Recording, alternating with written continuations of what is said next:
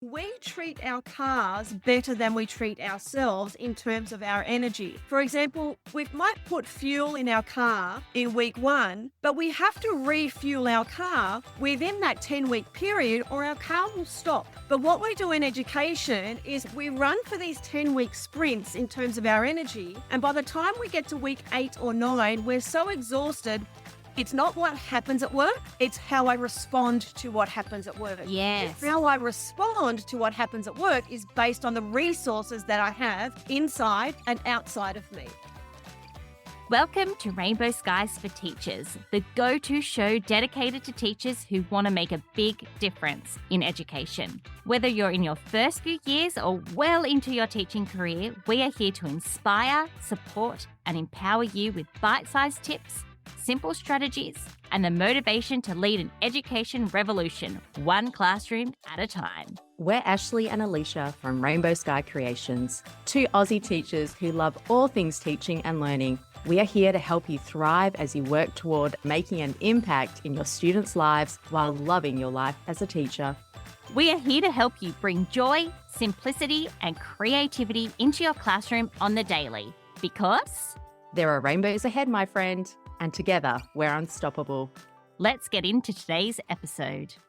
Rainbow Sky Creations acknowledges the traditional owners of the land we have recorded this podcast on, the Dharawal and Whadjuk Noongar people. We pay our respects to their elders past and present and extend that respect to all Aboriginal and Torres Strait Islander cultures.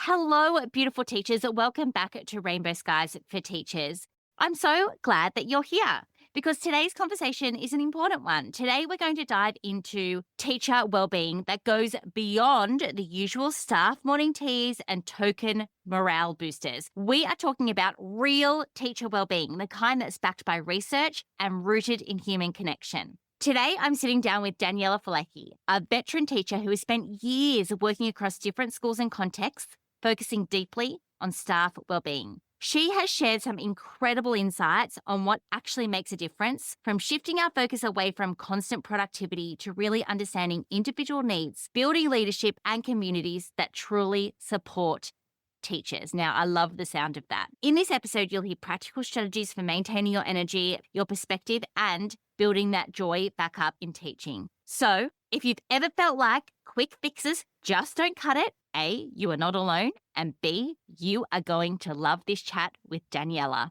All right, Daniela, let's start out with a bang. What is one common myth about teacher wellbeing that you love busting? My favourite myth that I love to bust is that morning tea is not a staff wellbeing strategy. And I know I'm going to upset people because teachers love their donuts and their Tim Tams and their chocolates and all the rest of it and their muffins. And I'm going to say, keep the morning tea. But what's really frustrating is thinking that food that really belongs in an under 10 birthday party is part of a staff wellbeing strategy. And if we look at it from a student wellbeing perspective, imagine if someone came to your school and said, what's your student wellbeing strategy? And you said, well, on Friday at lunchtime, we give the kids pizza.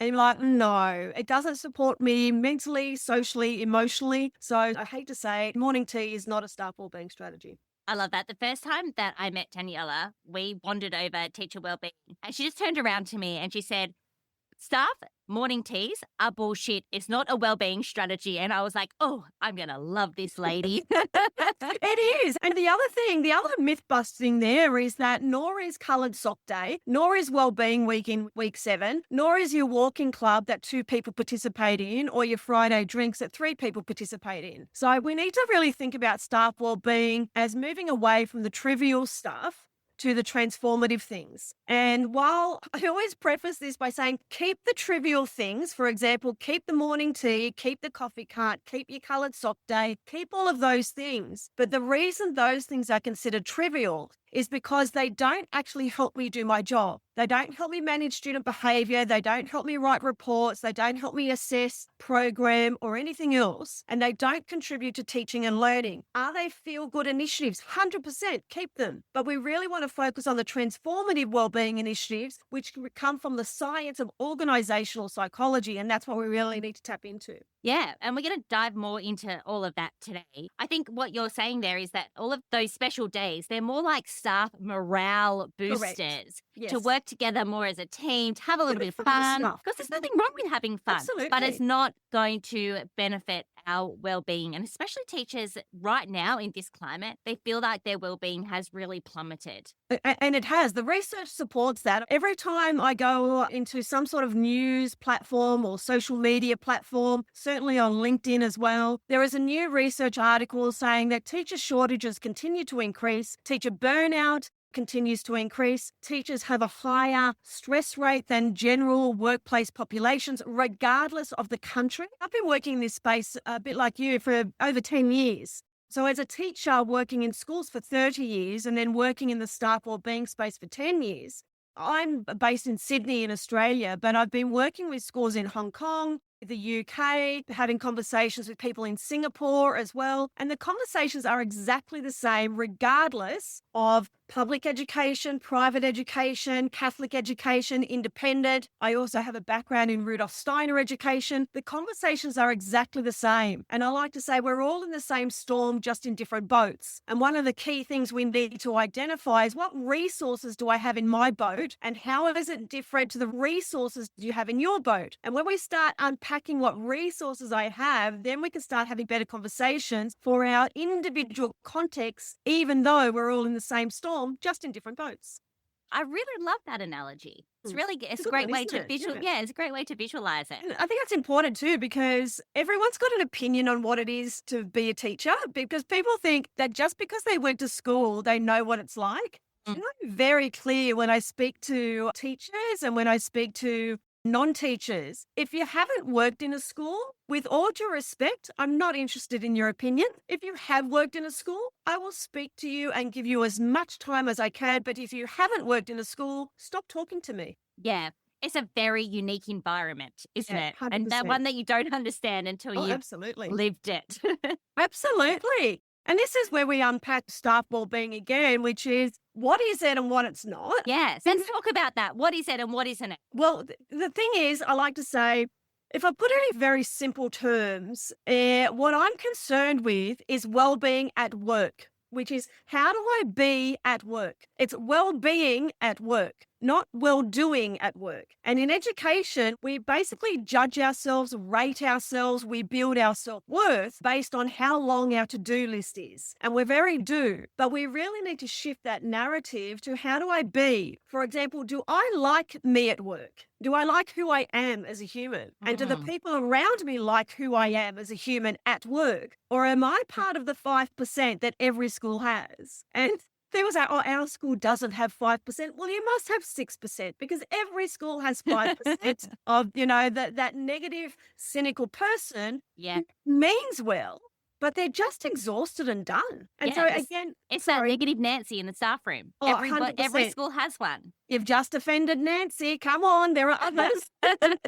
But look, just getting back to this question of what is staff wellbeing. What about you, Asha? Have you ever tried to explain your job to someone who doesn't work in a school? How frustrating is it? Because how do you actually explain it? People say the word holidays, and I say, come here, I'm going to slap you. Yeah. Because you don't know what you don't know. But here's the reality, right? How do you explain the emotional energy needed to manage student demands? How do you explain the social energy needed to repeat yourself 100 times? Or the mental energy of trying to manage so many different demands? Or the vulnerability we feel trying to make stuff up on the go when secretly we have no idea what we're doing? Or the outcomes we're expected to produce regardless of context, circumstances, or resources? And what do? We blame ourselves for not working hard enough. And so if there's two things to take away from what is wellbeing at work, number one is how I be at work, because I'm a human being, not a human doing. And number two, we need to stop using the word well-being as much as we do and replace it with the word energy, because well-being at work is based on my energy. And I mean my mental energy of being able to make 1,000 decisions a day, literally 1,000 decisions a day. My emotional energy, which is my sense of care. And then my social energy, which is my sense of interacting and connecting with people. And when I start using the word energy instead of well-being, then all of a sudden I have a better understanding of what I'm really talking about. Because otherwise we end up having these conversations with each other where people say, well, what are you going to do for my well-being? And secretly what someone's saying is, what are you going to do for my energy? Yes. And the answer is, I can't do energy for you, but I can support you and be here with you. Yes. Like, I've never thought of it like that. And we're recording this around the same time that Taylor Swift did her first podcast interview, where she said that energy, look at it like it's a luxury item. Yep. And not everyone can afford it. And I think that's really important for teachers. But I think teachers would also think of that and be like, well, I teach kids, everyone deserves to have my energy. And that's where we fall down. We do. That, yes, all those beautiful children in your classroom do deserve your energy. But you don't have unlimited amounts of it. No. And by working together for energy instead of like over the term of well-being is actually a really good way to look at it, because that's where you find that towards the end of the term, when it's report time or everyone's tired, that energy level is dipping. Yes. And that's when things start to feel really tough and really hard. Absolutely. And also, if we think about, I know here in Australia and in many other places around the world, a term will typically be 10 weeks, whether it's 9 weeks, 12 weeks, but generally around a teaching term is 10 weeks. What teachers tend to do is they look at their family in week 1 and say, see you in 10 weeks. Yeah. And they're there, they're at home, but they're not fully present. Now, the reason I share that is we treat our cars better than we treat ourselves in terms of our energy. For example, we might put fuel in our car in week 1, but we have to refuel our car within that 10-week period or our car will stop. But what we do in education is we run for these 10-week sprints in terms of our energy. And by the time we get to week 8 or 9, we're so exhausted, we're snapping, we're cranky, we're not teaching effectively, we're not engaged, the house is upside down, our family don't like who we are and we don't like who we are, yet we're wrapped with guilt. And so what we need to do is not recharge our energy every 10 weeks in school holidays. We need to recharge our energy every single day. And the way we do that is to start thinking about, what do I need for me mentally today? Do I need to write more of a to-do list? Do I need to create a mind map? Do I need a new system? Do I need mentoring? Do I need learning? Do I need to stop saying yes to learning? What do I need emotionally? What fills my cup? Is it swimming, running, walking, reading, writing, journaling, punching a pillow? What do I need emotionally? And then socially, am I an introvert or an extrovert? Do I need to hang out and laugh with people, or do I need to turn my phone off and say no one speak to me? And so when we start restoring our energy on a daily basis, even if it's for a micro moment, whether it's 30 seconds or 3 hours, whatever your lifestyle can afford, then we start putting ourselves as center of the picture.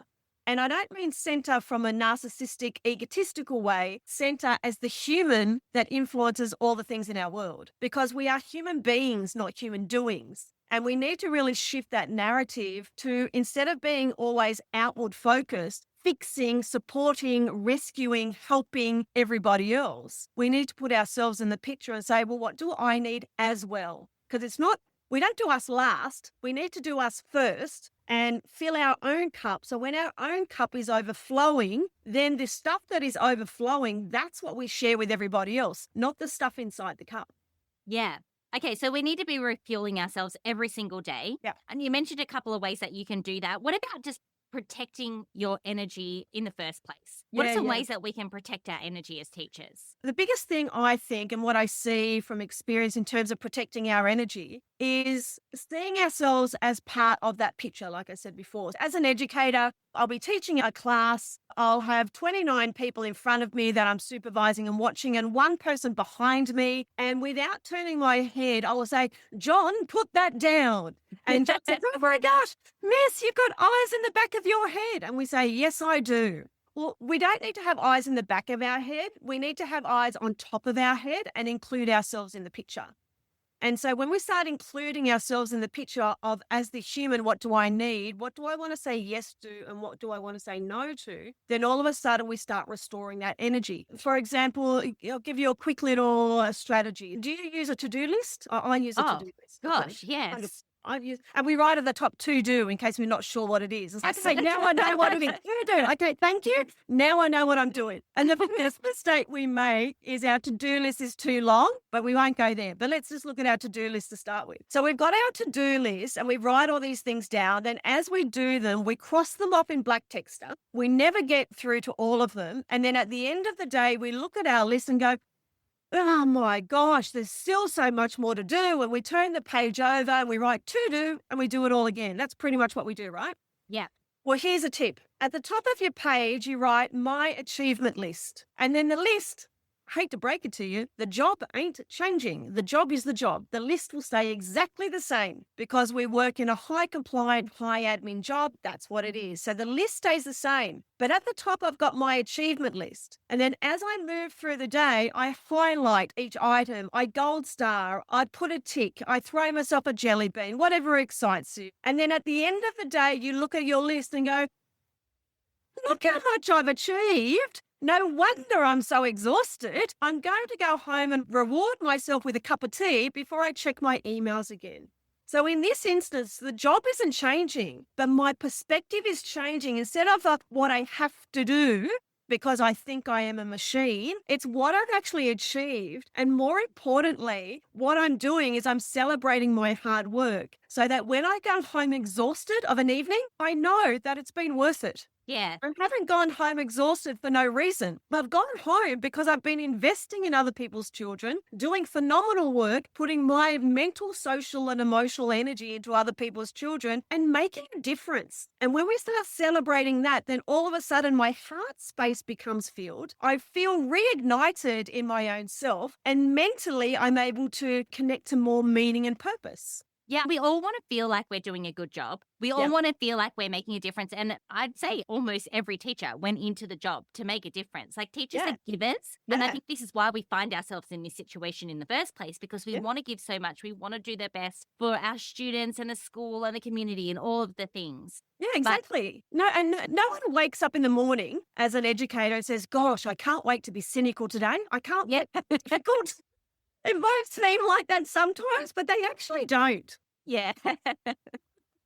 Oh, you make me laugh, Danielle. But we have to laugh because we do phenomenal work. We're so hard on ourselves. And one of the biggest traps we fall into is our own inner critic. The system in so many places, it is broken in so many ways. And I'm sure we'll talk about the system. And while we wait for systemic change to happen, and it is shifting, but it's shifting at an absolute glacial pace. Yeah. So we do need to have those conversations about the system. But in the meantime, what are we doing for ourselves with the things that I can control? And the greatest resource we have is our own mind. Yeah, that's fantastic. I was thinking as you're talking along, I was like, what's something that I could have done to protect my energy that was a mind block for me? And it's an obvious one. You just actually took a drink of water. I did not drink enough water in the classroom. Wow. And one of the reasons why is because I felt like I couldn't go to the toilet when I needed to. So therefore, I wouldn't drink water because I'd have to have a break and go to the toilet. Now, I actually say to people sometimes, oh, I'm not teaching in the classroom. It's great. I can go to the toilet whenever I want. What a silly thing. We should be able to go to the toilet whenever we want. But also, I would have been a better version of myself because I was doing what I needed as a human. Drinking water, hydrating myself, feeling better because I was drinking more water. So I suppose it's just little changes like that. It's micro moments. And one of the biggest misconceptions with staff wellbeing is we think that it's got to be big stuff. And we know there is just no more time for more stuff.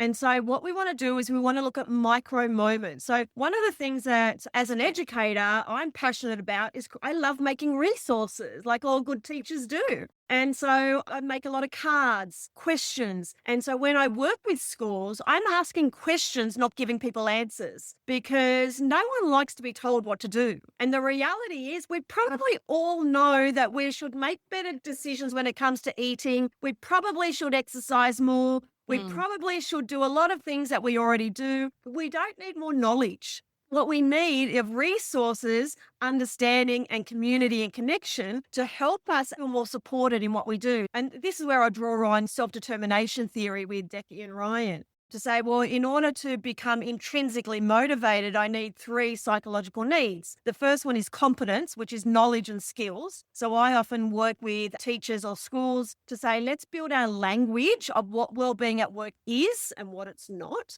Then the second one is autonomy. Don't tell me what to do, but here are a number of tools. You get to choose what tool is relevant for you in your world, because the reality is you're a grown-up, you are not a child. And then the third one is relatedness. which is let's do this together and let's build this with a community, which is one of the reasons why I've created my membership, which is called the Reignite Room, which is about building competence or capability, giving people choices, choose your own adventure. And then we have a private Facebook community where we can actually take our mask off and say, let's communicate with each other and support each other, not to whinge, but to rise and to build hope and to see possibility and to celebrate each other. And it's about shifting that narrative, because for me, the science is around positive psychology. Instead of looking at what's wrong, let's look at what's right. Yeah. So overall in a school, I suppose leadership plays a big role in this. I actually once worked for a school a long time ago, and there was a lot of discussion about wellbeing and how teachers felt overwhelmed and overworked. And someone on the leadership team said, your wellbeing is your responsibility, not our responsibility as a leadership team or as the principal, deputy principal, what have you. And that really hurt a lot of people. And I can see where that person was coming from, but I think that they got the messaging wrong. So let's talk about how school leaders can embed wellbeing into school culture, not just you having to do it in your own personal routines. And I'd also love to know, this is like a second part of the question, what has been the most effective whole school strategy that you've seen that has shifted wellbeing from a solo responsibility to a collective one? Yeah, 100%. So an easy question. So thanks for that, Ash. That's great. Oh, no problem. How long have we got? Look, absolutely. So a couple of things when I work with school leaders and whole staff, and I'm talking teaching staff and non-teaching staff, is to answer two questions. The first one is, what is wellbeing at work? And I always say wellbeing at work is energy. Yes. And the second, who is responsible for my wellbeing at work? And this is what we talk about. I draw on the OECD's framework on understanding staff wellbeing, because there's no one agreed upon definition of staff wellbeing. And the OECD, which is a collection of 70 countries coming together, they published a 38-page document, and basically it's summarized into this, which is educator wellbeing is basically our responses to the social, cognitive and emotional conditions pertaining to the work. Meaning it's not what happens at work, it's how I respond to what happens at work. Yes. And how I respond to what happens at work is based on the resources that I have inside and outside of me. And so this ties into organisational psychology. Now, where this becomes a trap for schools and teachers is we are experts and have degrees in educational psychology, which is assessment, curriculum, reporting, pedagogy. We do not have this science or the knowledge or degrees in organisational psychology. Organisational psychology is what people do who are employed as HR or human resources. Most schools do not have a human resource person. Organisational psychology is the science of how people feel and function at work, or known as organisational wellbeing. Now, what happens is in schools, we take our student wellbeing initiatives of Mindfulness Monday and we mandate it for staff, and we wonder why it doesn't work, because we don't have the science to understand it. So that's the first thing. Then if we go back to the OECD's framework, they say it's my responses, but what influences my responses? And they say there are three factors that influence our responses. The first one is our personal factors that I call me, and that's our self-care. We are 100% responsible for my own decisions around sleep, eat, and exercise. All me. Okay, I'm a grown-up, I do me. But then there's situational factors, which is called the people. And I am 50% responsible for my relationships with people, including staff, parents, and students. I am not 100% responsible for that relationship. I influence it, but I'm only 50% responsible for the people factor. But then there's a third factor, which is the professional factors, which is the system. And 80% of the system, which is assessment, curriculum, reporting, standardized testing, and so on, 80% of that I cannot control. I'm only 20% responsible for that. So the question then remains, how do I respond to the stuff that I can't control? And when we take these three factors, which is the me, the we, and the us, and I map that to Brough and Brenner's ecological model, which is the micro, the macro, the meso systems, the model for understanding who is responsible for my well-being at work, the answer is it's a shared responsibility between my personal decisions, the people I work with, and how systems and workloads is created. And all of that maps into what do I do? That's when we draw on the science of organizational psychology to support how we feel and function at work to achieve the goals that we're supposed to be achieving. Do you think I'm off track here? That because the system and the system as a whole can be quite frustrating, because the principals have more say in the system, that's why we have a little bit of frustration with the principals because we feel like we're just the people at the end of the line. Yeah, it could be.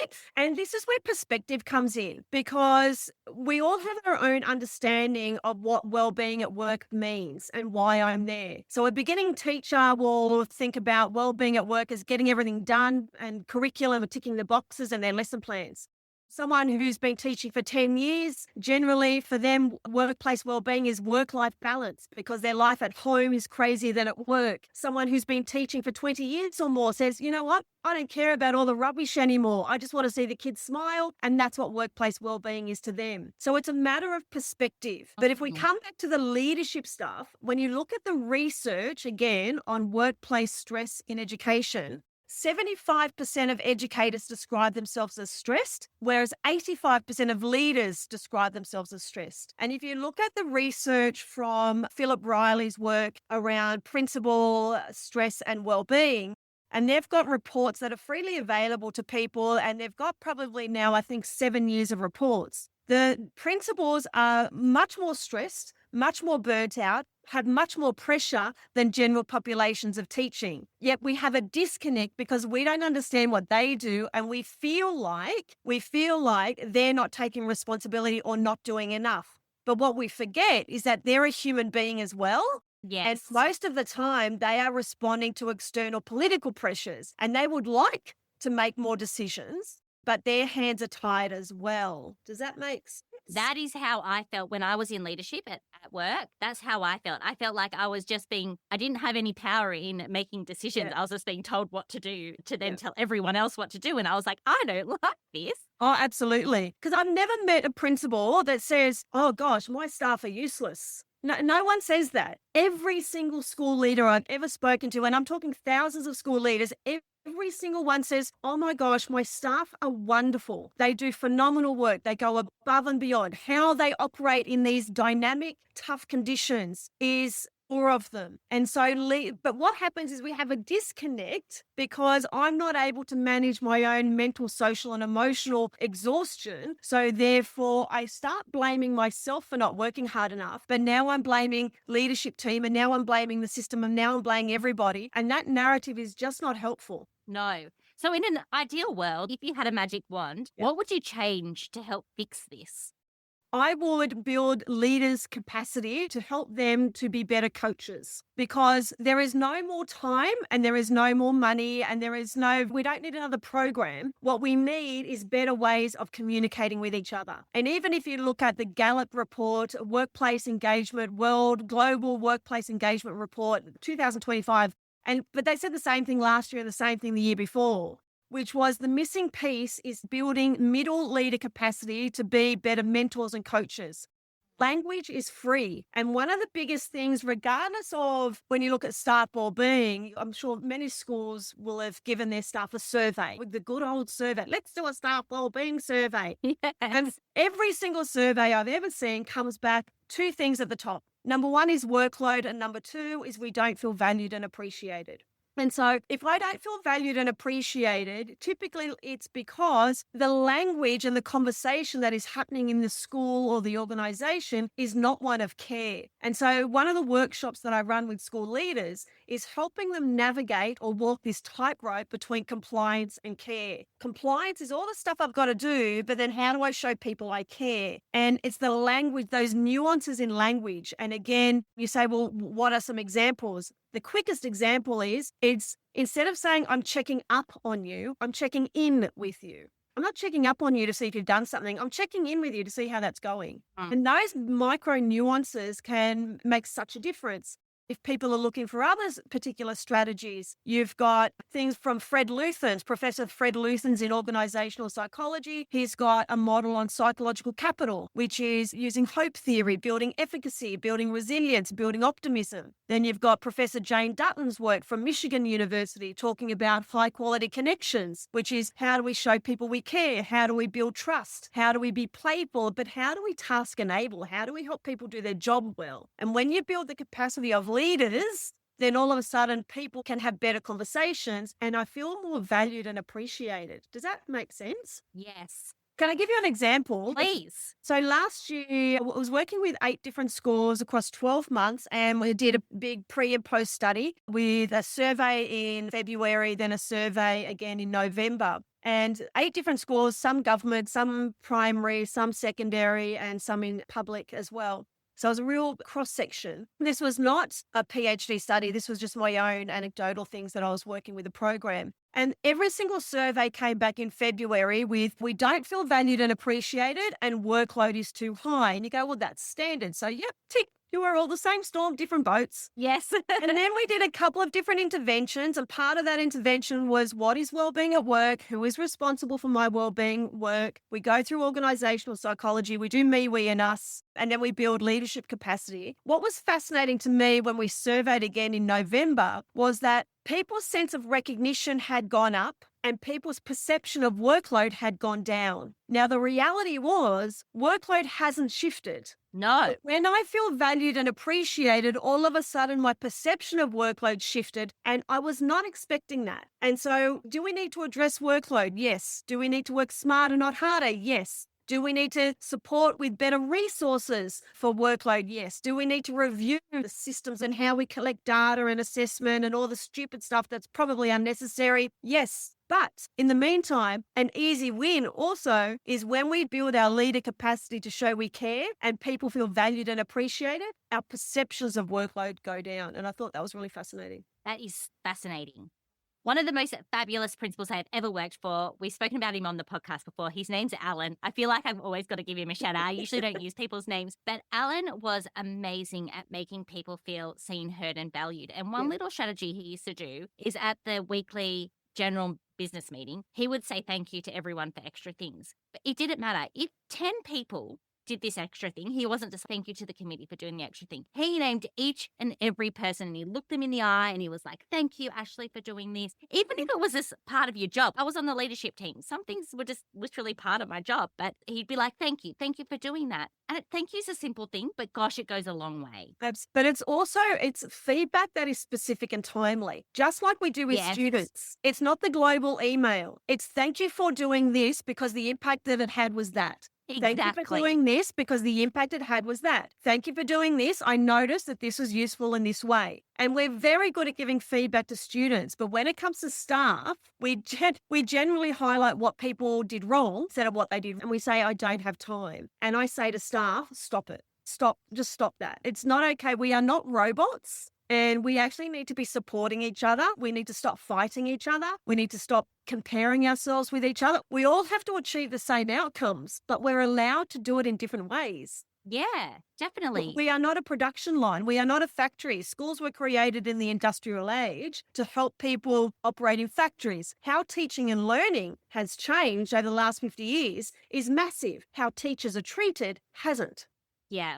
We've done a pretty good job, Yep. and the shifts are still happening with treating our students differently, Yes. with making sure that they feel heard and valued and they're Yes. acknowledged. And I think that everyone wants to feel like they've been seen. Yeah, absolutely. A quick example when I work with leadership teams, talk about classroom walkthroughs, classroom observations, setting goals, providing feedback, and learning intentions for staff. The simple strategy that people can think about is when I'm working with a colleague to observe them in their classroom, I'm not there to assess and I'm not there to evaluate. I'm not ranking them and I'm not scoring them. I'm observing them to highlight and celebrate their phenomenal work. And if we did, that's something we have to do anyway. It doesn't cost more time, but with that lens, we bring in strength spotting. With that lens, we bring in efficacy. With that lens, we bring in impact. And when we celebrate our impact, then all of a sudden we should have a learning community where people want to and invite other people to come into their classroom. But at the moment, what happens is people feel judged. People don't know how to experience vulnerability. People close their door, no, you're not coming in. And we use our professional learning as a ticker box experience instead of as an opportunity to feel valued and appreciated. Yeah, I can see why people put their wall up. I've got 2 stories around this. The first one is after I had one of my kids, I was observed by somebody from the head office and everyone else had to come in. It was a special program that we were doing that I didn't believe in, side note. Anyway, I'd been up all night. I had little kids. I didn't really plan my lesson. I just went in. I taught it. I wouldn't say I'm a bad teacher. I would say generally I'm pretty good. Well, the lady who was from the head office said, you didn't do this, you didn't do this. And she just picked it apart. And I thought, oh, wow. I wasn't very excited to go back the next day. No, of course not. To, Why would to you? do it? Why would you? And that's something that we would never do that to kids for that And reason. that's the point. We don't do that to kids. So why do we do that to colleagues? It's not okay. Yeah. The other side of that story is many years before, I was doing the same sort of process of learning walks in a smaller school. And we had a teacher who was brand new and she really wanted to teach younger grades, but she was put on year 6. She didn't want to teach year 6 at all. She was actually an amazing year 6 teacher. Anyway, we had to go into her classroom at the beginning of the year and she taught a maths lesson. That lesson was so brilliant. Those kids were so engaged. I have taken parts of that lesson and just applied them in my teaching over the years because it was amazing. And that's the 2 sides Correct. of that story that you're talking about. Absolutely. Absolutely. And those things are people resources. And this is what I like when we build the capacity of our knowledge to have better conversations and conversations of influence, then we create spaces where people actually want to come to work. People want to grow. People want to learn. People want to share. And if we don't do that, then people live in their classrooms in silos and they're trying to create everything themselves and they wonder why workload is so high because what we used to do doesn't work anymore. We need to shift. We need to grow. And we talk about, sometimes people say, is the system broken? I say 100% in some places it is. But thank goodness, because break down to break through. What an opportunity for us to grow because we keep pushing and trying to do what we used to do and it's not working. And if we don't shift, we will be forced to shift. And it's called burnout. Oh, yeah. There's so many teachers out there that have experienced burnout. Have you ever experienced burnout, Daniela? Oh, absolutely. And I think it's really important to highlight that there's a difference between stress and burnout. Like, Yes. stress is an internal bodily response, which is to do with my nervous system. The stressor is what causes that. So that's different. So I can manage my stress response, but maybe I can't influence the fact that there's a parent or a student having a meltdown. They're external. So just separating those two. But then also prolonged and untreated stress that's actually what burnout is. And Christina Malch is the main sort of researcher in that space. And she said that there's 3 key signs of burnout. And remember, burnout was only included into the World Health Organization in 2019 as a condition. So it's relatively new. But those 3 things are emotional exhaustion to the point of I can't move, cynicism or depersonalization, where I go, I don't care anymore. And then the third one is when I feel basically detached or I lose self-efficacy or lose my sense of worth or sense of purpose. And when I have those 3 things, that's what burnout is. But we need to be careful when we talk about teacher wellbeing that stress is not burnout. They are different conditions.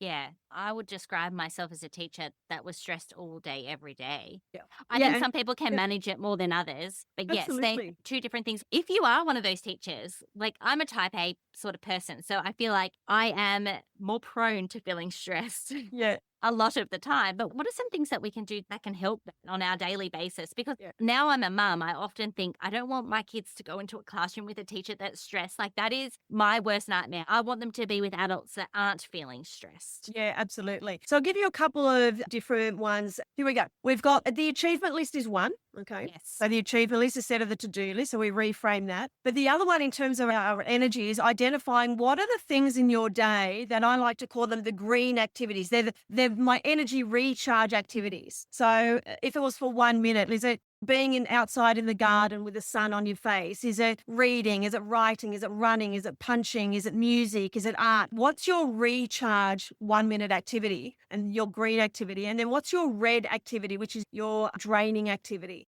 And then just planning those and noticing when those activities are happening in the day. For example, one of my energy draining activities is Excel spreadsheets. I think I'm allergic to them, but that's Okay, they're the worst. I do them, but I know that if I have to spend an hour on an Excel spreadsheet, I will do a green activity before and a green activity after. And I manage my tasks based on my energy, not time. And that's one of the key factors for teacher wellbeing is manage energy, not time. Time is fixed. There is no more time, but energy is renewable based on the decisions that I make. Does that make sense? Yes. So my go-to would generally be I'm going to do the hard red activity first. Yeah. Get it out of the way. Yeah, absolutely. And is it Dick Tracy? No, not Dick Tracy. Forgot his name. Tracy. And he says, eat that frog. It's a very famous book. And he says, do the hard thing first. But in terms of some other strategies, I share a lot of these in my book, Thrive. And Thrive is an acronym. So the first one is on time. So just block. We're really good at timetabling. We timetable everything, but we never add ourselves into the timetable. No. So that's Never. one. The next one is H, which is the head, which is managing our thinking traps. One of our thinking traps is the fuss pot that stays up to 1 o'clock in the morning, making sure our fonts are all the right size when no one cares. Stop it. Or the follower that says it's just how we do it here. Just because we did it in 1984 does not mean we still need to do it today. No, people used to smoke on the back of the bus. We don't do that anymore. The world has changed, people, so move with the times. So just managing our cognitive distortions or our thinking traps in our head. The next one is relationships. So who are your support people? Who's your support network? Your immediate support network, then the next layer and the next layer. So, the circles. And then noticing the people that are allowed in and not allowed in to your support network, which is called a boundary. So that's pretty important. Then the I in Thrive is impact. And so at the end of the day, asking yourself, what am I proud of myself for achieving today? And it's one of the hardest questions that people have to answer, or they find that really difficult to ask. And when I say, what am I proud of? People say, oh, I'm proud of the kids or I'm proud of them. No, what are you proud of you for? Because you're exhausted. And I want you to start reflecting on, is it worth it? What are you proud of? Because you've been really busy. What have you been busy doing? And people go, I don't know, just stuff. And I go, no, let's look, what are you proud of achieving today? So that's impact. And then the second last one is values. So at the start of your day, what's most important for me to achieve today? Yes, I've got 30 things on my to-do list, but what's the thing that's most important to me? So that's really important. And then the last one is E, which is emotions, which is we're just tracking my emotions, understanding them, identifying them, labeling them, building our emotional literacy and saying, what do I need for me right now? Do I need a hug? Do I need time out? Do I need a cup of tea? Do I need to stretch? What do I need for me to manage my emotions at the moment? And when we draw on that toolbox of resources, then all of a sudden we get to pick and choose what's relevant for me. Yeah, that's fabulous. And it also goes to show there's so much more to this conversation than the morning tea, which is what we started with. Absolutely. So the final question I want to ask you before we do all the end parts of the podcast is, are you feeling pessimistic or optimistic about education and the life teachers have right now, Daniela? You know what? People are going to be surprised when I say I'm absolutely optimistic about the future. And is there crazy stuff happening in schools? Demands continue to increase. Resources can continue to fall away. However, as I said before, sometimes things need to break before they can come back together.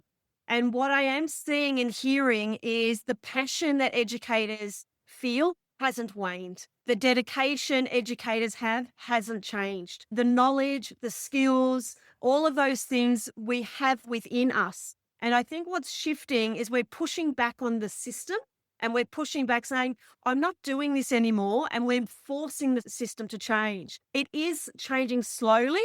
And certainly when you look at the new international standards around psychological health and safety and psychosocial hazards in the workplace, the system is changing globally, but it is slow. But when I look at a micro level, I see and I speak to incredible educators and incredible school leaders every day. There are some schools doing phenomenal work. The stuff that we're doing in terms of supporting individual needs of students, how we're growing young educators, how school leaders are growing themselves and helping and supporting each other in communities of practice. There is phenomenal work out there. There is absolute hope and there is absolute excitement. And I can't wait to see where we're going to be in 10 years' time. And I hope it's different to where we are now. Yeah, I agree with you. I think it will be. I think it will be in a positive way. But also that's a really great message for any teacher out there. If you're listening to this and you're thinking, I'm not in the right place. I don't feel like I can thrive in this environment. Daniela's saying there are schools out there that can provide that for you. And maybe it's time for a little change. Absolutely. And we have choices. And often I say to educators, sharing all of this knowledge and all these models and all this language with you, not to blame you, but to empower you. And we often look to the system and say, well, the system has to change. I say, yes, it does. But what are you doing for yourself in the meantime? You are not stuck.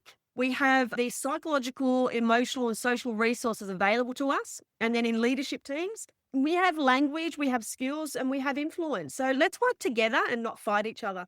Yeah, it's about working as that team component. Correct. Okay, we've got a tradition on our podcast. It's only new this year, but we're going to ask you a question that another guest has left, an anonymous guest, and then off the air we'll get your question that you can leave for someone else. So the question for you is, what is one thing on the average teacher's to-do list that you believe is pointless? You're going to laugh when I say this, and I'm going to say, stop laminating everything. Step away from the laminator people. It's okay. Or get off Canva on a Sunday. And people, I remember doing this one workshop and a whole day workshop, 150 people. And I had this group of 6 ladies at the front the entire day, and they were cutting out these laminating circles. And at lunchtime, I said, ladies, what are you doing? They said, oh, we're cutting out circles. I said, I can see that. Why? They're like, oh, well, they're for kindergarten. And what we do is we color code them and we laminate them and write their name. We put a hole punch, then we put a ribbon, then we put a note, then we put a lolly. And I say, oh my gosh, that's amazing. And they go, oh, why don't we know? We love it. We love it. I said, what do the kids do with it? We went, oh, they pick the lolly off and they chuck it in the bin. And I said, how long have you been doing this for? 3 days. I said, my goodness. I said, 3 days. I said, don't tell me you've got no time for other things, because I'm not sure that's a good decision for the impact that it has. It has nothing to do with teaching and learning. So why are we doing it? Yes. So, look, I love laminating. I love color coding. I love stationery, but sometimes we go above and beyond in the wrong areas. And if it's for impact, great, do it. If it's stuff that is really not necessary, then start to challenge yourself and step away from the laminator. I agree. I was a bandit for laminating too. There's some things I laminated that I really should not have laminated. Yeah. In fact, I've got this whole set of cards of Australian animals downstairs in my toy room for my kids. And I laminated them 15 years ago, but I kept them. Thank God. Now they're getting a second use, but we only use them 2 times in class. What? How silly. I know. The job is already tough, and sometimes we make it harder for ourselves. We don't need to. So we just need to challenge how we think. There is no right and wrong. There's just helpful and harmful. If you've got the time, awesome. Do it. If you don't have the time, then stop blaming the system, because no one's told you to laminate it. Yeah. Print it on thicker card and then you can recycle it. Okay. And everyone's happy. Yep. Daniela, you have given us so much food for thought today. But before you go, I want you to tell us where teachers can connect with you. And you've got a brand new membership. So tell us a little bit about that, Chicks. I think there's teachers here that are like, I want to learn more. Absolutely. So my website is teacher-wellbeing.com.au. And if you go onto that website, you'll be able to find, I've got some courses that people can do in Burnout to Balance, and also some mentoring courses they're available for people to use. I'm also love developing resources. So there's lots of cards that people can access. There's lots of free stuff. There's free reports, a boundary booster, managing your overachieving.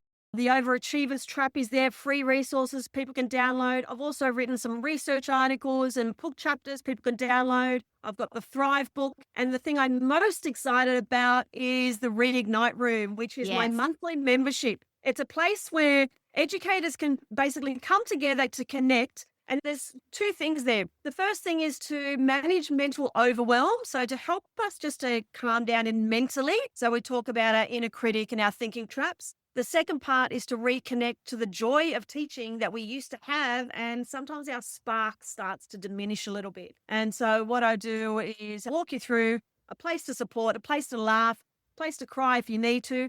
It's not a place to vent. We can vent, but it's a place to build hope. It's a place to connect to our heart space, a safe community where we can take our mask off and say, you know what, I'm proud of myself today, or I'm really cranky today. And that's allowed. Both are acceptable. Yeah, fantastic. So the membership is not open at the moment. It's not open at the moment. It opens a few times a year. And so we'll be opening probably in January 2026. So if you get on the wait list, go onto the website and go onto the wait list, then you'll be in that inner circle and you'll be the first one to know. It opens for a short period of time, because for me, it's about servicing the people like us, the hardworking educators to say, Yeah. well, how can we actually better support each other and feel valued, seen and heard in the crazy work that we love so desperately? Amazing. So I'll actually put the link to the wait list of the Read Night Room in the show notes too. So you don't have to click too far away. We'll also put a link to your social media and your website as well, because there's Wonderful. so much to share. Daniela, it has been an absolute pleasure. Thank you so much. Pleasure. I think we could talk for hours, Ash. So absolute pleasure. Thank you. We sure could. At the end of the day, teacher wellbeing isn't just about quick fixes. It's about real support, meaningful strategies, and remembering that we are humans first.